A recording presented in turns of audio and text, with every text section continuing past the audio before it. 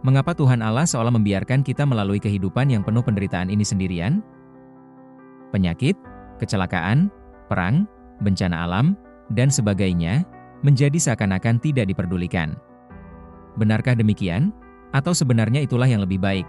Karena ingat, meski Allah itu kasih, tapi tidak berarti bahwa Ia semena-mena mengasihi. Dan kasih-Nya bukanlah tanpa kebijaksanaan dan keadilan. Bayangkan, ketika kita dalam persoalan, seperti dalam kesakitan, akan kecelakaan, di situasi bencana alam, dan semacamnya, Allah mengirimkan malaikat-Nya untuk menolong kita. Tidak peduli di situasi terburuk sekalipun, Allah akan selalu mengintervensi persoalan kita. Seperti serasa lebih baik, bukan? Tapi, ketika kita berbuat dosa, seperti berdusta, Ia akan mengirim malaikat-Nya untuk memotong lidah kita. Mencuri, Allah akan mengirim malaikat untuk memotong tangan kita. Maka tidak akan ada kelangsungan kehidupan, karena semua manusia berbuat dosa yang berakibat maut. Dengan demikian, tidak ada bedanya dengan pemerintah otoriter. Setelah makan, dicambuk. Dan karena Allah itu hakim yang adil, maka jika kita menuntut Allah untuk menolong setiap penderitaan kita, maka juga, kita harus siap dihukum, ketika kita melakukan pelanggaran. Jika kita berharap persoalan kita saja yang diintervensi Allah, sementara dosa kita dibiarkan, maka yang kita bicarakan bukanlah Allah, tapi hamba.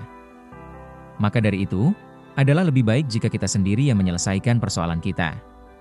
Tuhan Allah sudah memfasilitasi tubuh kita, dengan semua yang kita butuhkan untuk berkelangsungan, kesadaran untuk berhati-hati, intelektual untuk berpikir dan bertindak rasional, talenta untuk berkembang, semangat untuk berusaha, keinginan untuk mengupayakan, dan waktu yang cukup untuk mengatur itu semua, terutama pilihan bebas, adalah bukti kasih Allah, dan waktu pilihan bebas itu dijalani, adalah bukti kesabarannya.